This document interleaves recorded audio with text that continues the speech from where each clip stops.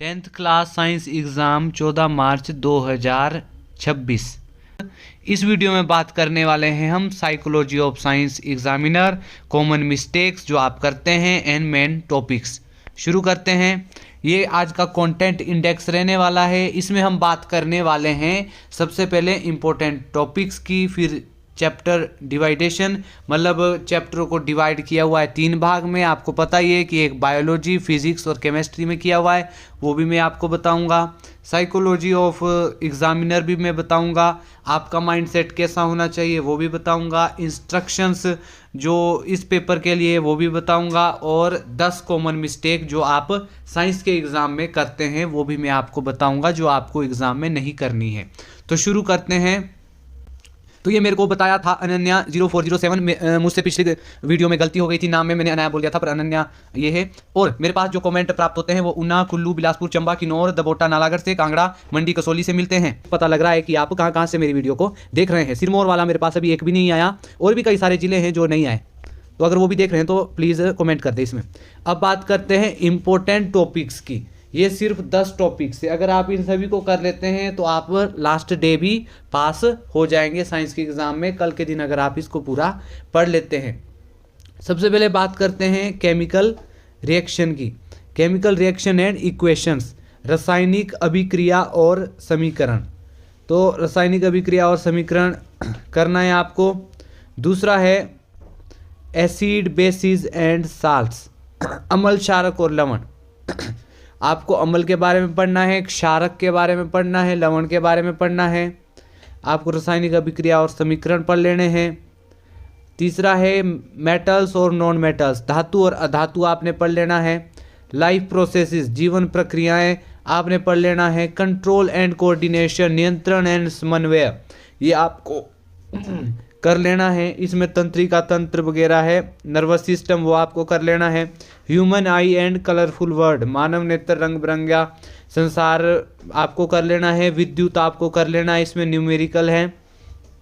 और magnetic effect of electric current, विद्युत धारा के चुंबकीय प्रभाव आपको कर लेना है।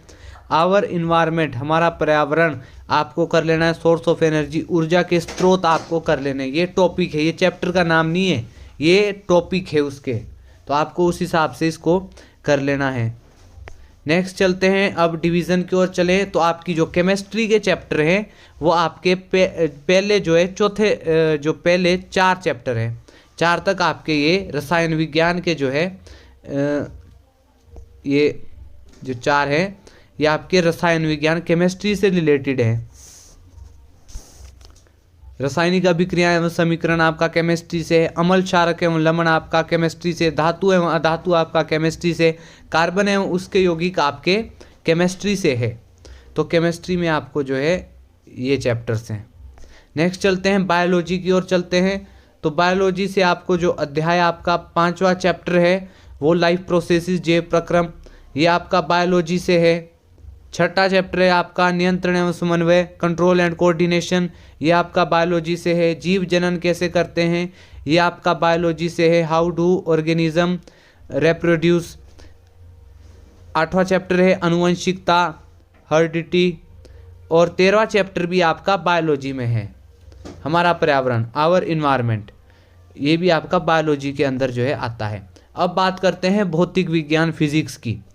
प्रकाश, परावर्तन तथा अपवर्तन, ये आपका फिजिक्स से है। रिफ्लेक्शन एंड रिफ्रैक्शंस, इसमें आपके सूत्र भी होंगे, वो भी आपको याद कर लेने हैं। अध्याय 10 है, चैप्टर 10 है the human eye and the colourful world, मानव नेत्र तथा रंग बिरंगा संसार, ये भी आपका फिजिक्स में है। 11वां चैप्टर है विद्युत, इलेक्ट्रिसिटी, ये भी आपका फिजिक्स में है। अध्याय 12 है विद्युत धारा के चुंबकीय प्रभाव। Chapter 12 magnetic effects of electric current, ये आपका चैप्टर डिवाइडेशन था। नेक्स्ट चलते हैं। अगर आपने मेरी ये वाली वीडियो नहीं देखी तो इसको आपको पूरा देख लेना है। इसमें MCQ भी दिए हुए हैं, इंपॉर्टेंट क्वेश्चन भी दिए हुए हैं। अगर आप इसको करेंगे तो आपके अच्छे मार्क्स आएंगे। साइकोलॉजी ऑफ साइंस एग्जामिनर, इसके ऊपर हम बात करते हैं। सबसे पहले है फास्ट चेकिंग।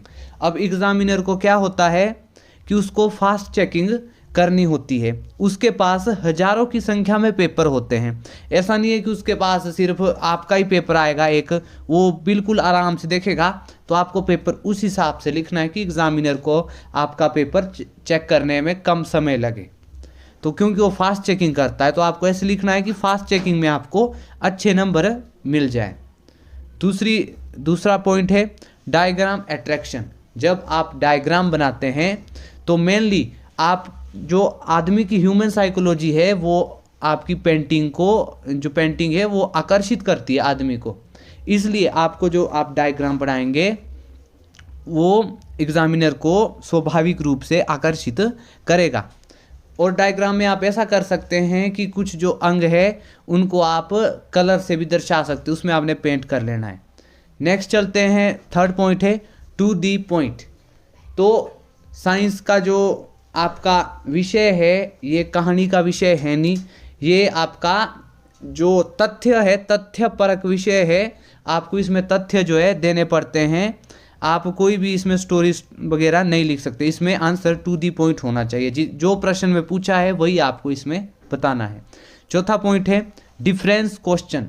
अब इसमें साइंस में डिफरेंस क्वेश्चन आता ही आता है।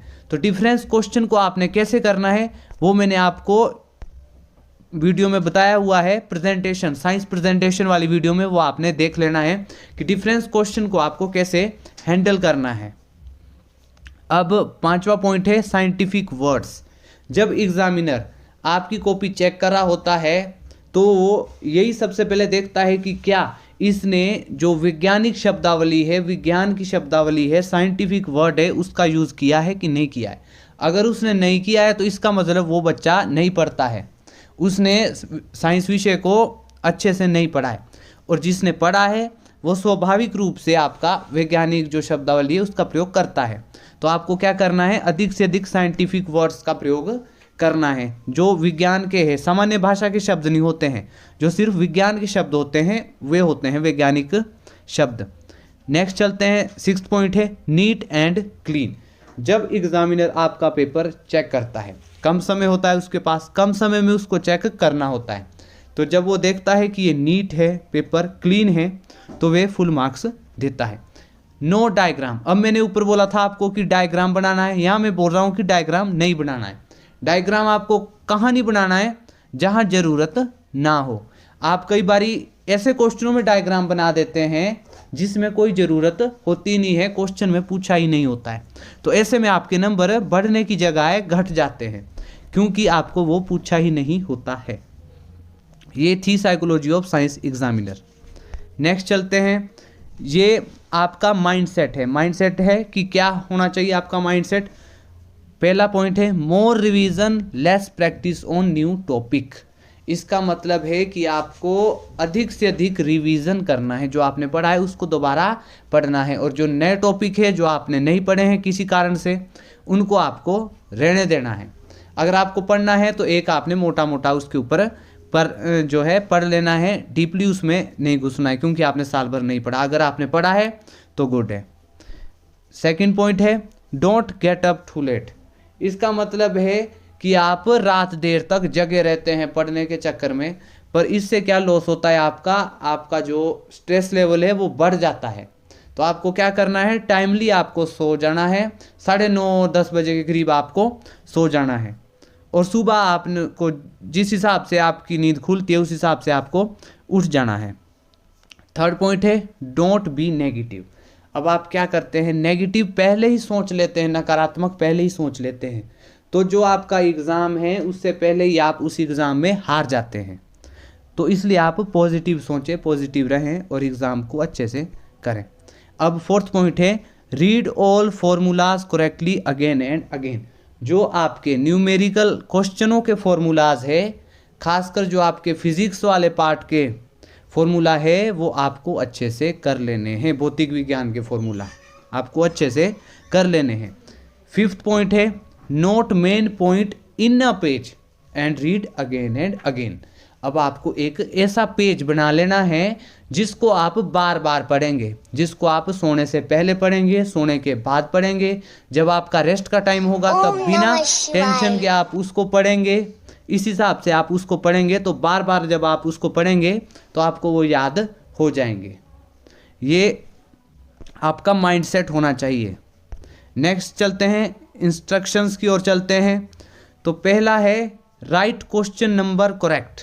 अब आप गलती करते हैं कि आप क्वेश्चन नंबर को सही तरीके से नहीं लिखते हैं। जो प्रश्न संख्या आपके प्रश्न पत्र में होती है, क्वेश्चन पेपर पे होती है, वही आपको उसमें लिखनी है। OMR शीट को आपको सही से भरना है। अब तक आपने इतने पेपर दे दिए हैं, आपको पता ही है। रफ वर्क स्पेस, अब विज्ञान में भी आपको रफ वर्क स्पेस की ज़रूरत होती है। कहाँ होती है? जो आपके न्यूमेरिकल के क्वेश्चन होते हैं उसमें आपको रफ पार्ट की ज़रूरत होती है। नेक्स्ट चलते हैं, नीट एंड क्लीन।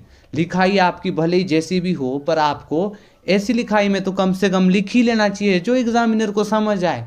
तब आपके क्या फ़ायदा लिखने का अगर एग्जामिनर को समझ ही ना आए। और आपको क्लीन लिख लेना है, क्लीन साफ सुथरा लिख लेना है। आपको ओवर राइटिंग से बचना है। अगर ओवर राइटिंग होती है तो सिर्फ एक लाइन से उसको इस तरीके से काट लेना है, ना कि आपको इस तरीके से इसको खराब कर लेना है। नेक्स्ट पॉइंट की ओर चलते हैं। 5वां पॉइंट है ओनली यूज़ ब्लू और ब्लैक पेन। आपको सिर्फ ब्लू और ब्लैक पेन का यूज़ करना है। ऐसे नहीं है कि आपको रेड पेन का कर लो, स्काई ब्लू का कर लो, ऑरेंज का कर लो या ग्रीन का कर लो। इन पेनों का यूज़ आपको नहीं करना है, सिर्फ आपको ब्लू और ब्लैक पेन का यूज़ करना है। नेक्स्ट चलते हैं, कॉमन मिस्टेक जो आप साइंस के पेपर में खासकर करते हैं।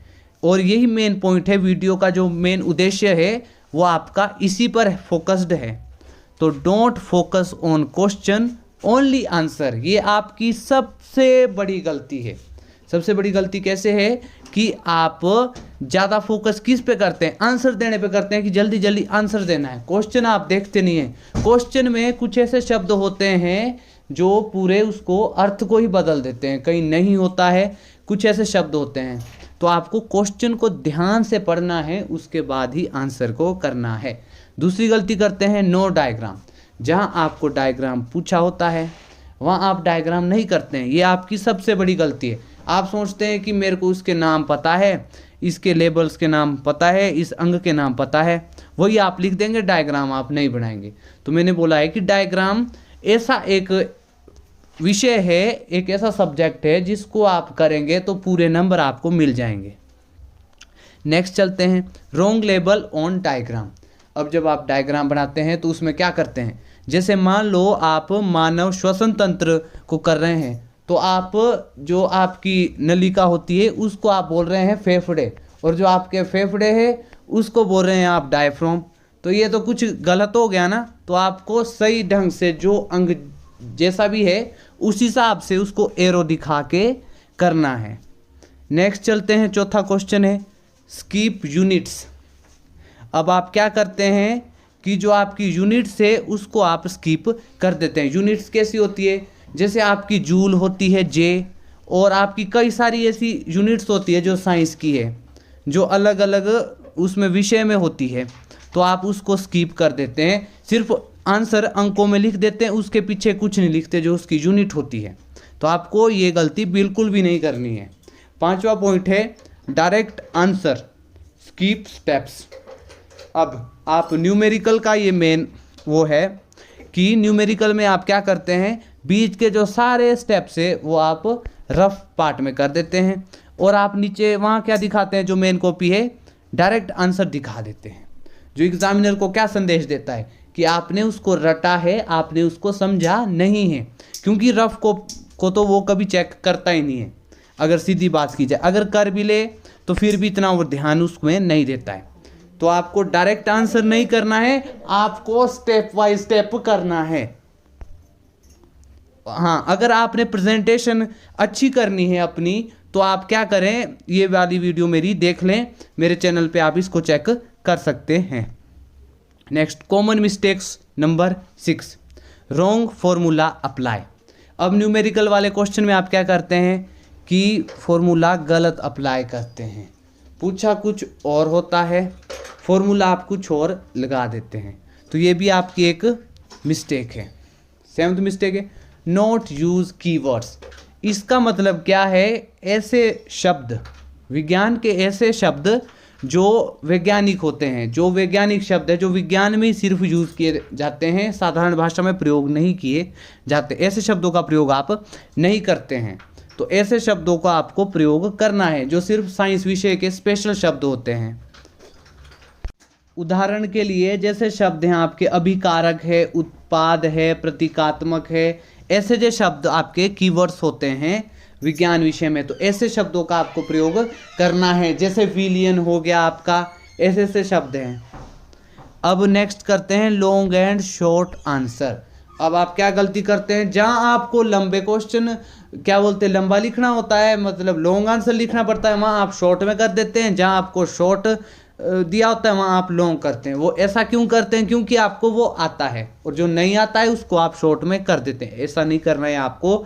2 नंबर के लिए आपको उस हिसाब से लिखना है, 3 नंबर के लिए आपको उस हिसाब से लिखना है, और 5 नंबर के लिए आपको उस हिसाब से लिख लेना है।